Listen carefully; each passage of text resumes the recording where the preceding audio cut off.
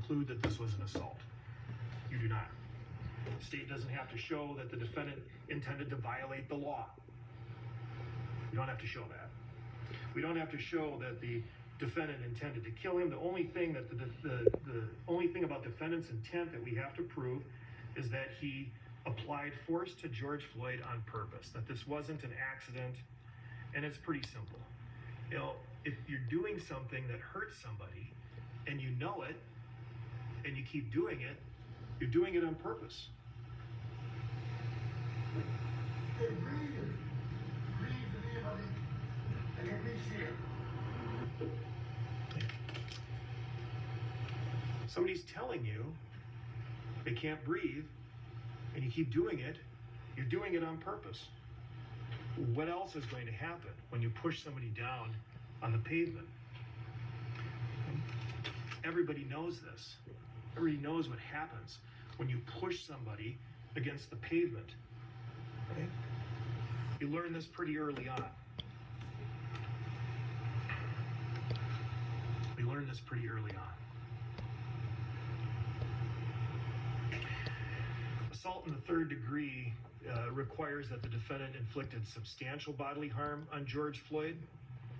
Right? Substantial bodily harm meaning a temporary but substantial loss or impairment of the function of a bodily member or organ.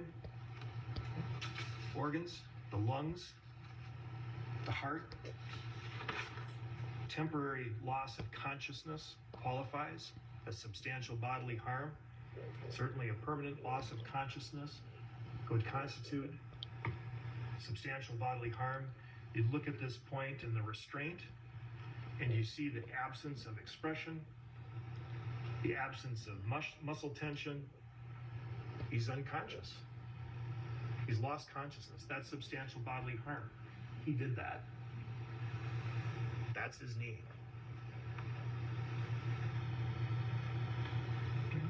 So when you consider the charge of second-degree murder, try to break it down into parts and find an order. The defendant caused George Floyd's death. He did. The state proved that beyond a reasonable doubt. And at the time of causing the death, the defendant committed or was attempting an assault in the third degree. And that's been proved beyond a reasonable doubt. With those being proved in the venue, right, second degree felony murder, the defendant is guilty.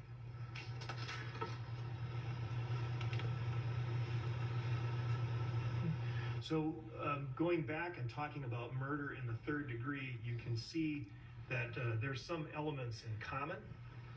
Right? There's some differences.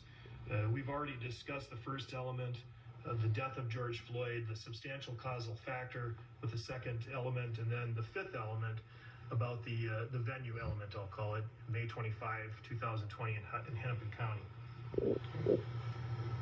So for third degree murder, the difference for third degree murder is that the defendant had to cause George Floyd's death by committing an act that was eminently dangerous and performed without regard for human life.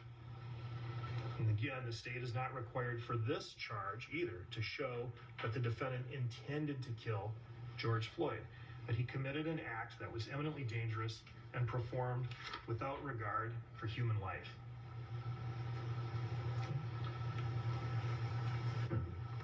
And it must prove, the state must prove that the act was highly likely to cause death, that the defendant acted with a reckless disregard for human life, that he was consciously indifferent to loss of life that his actions could cause.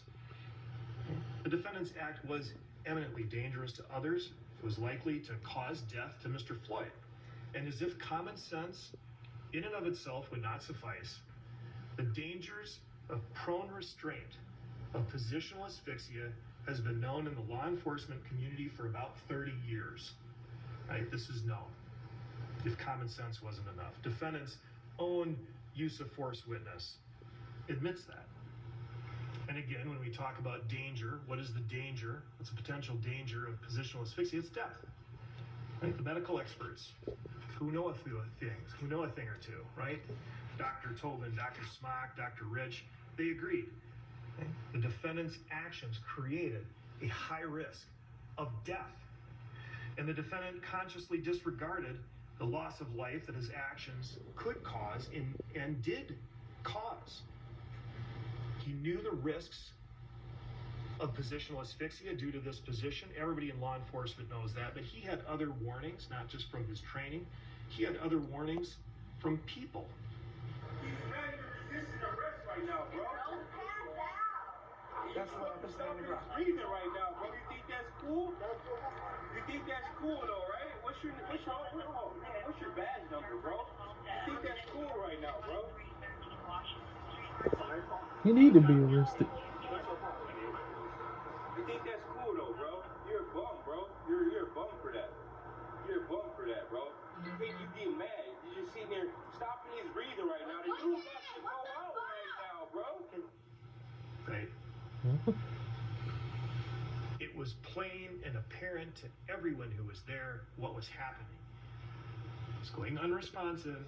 He's passed out. He's not talking. What are you doing? Now we know that the defendant chose not to listen to bystanders, not to these bystanders, but how about to fellow officers on the scene? Roll him on the side.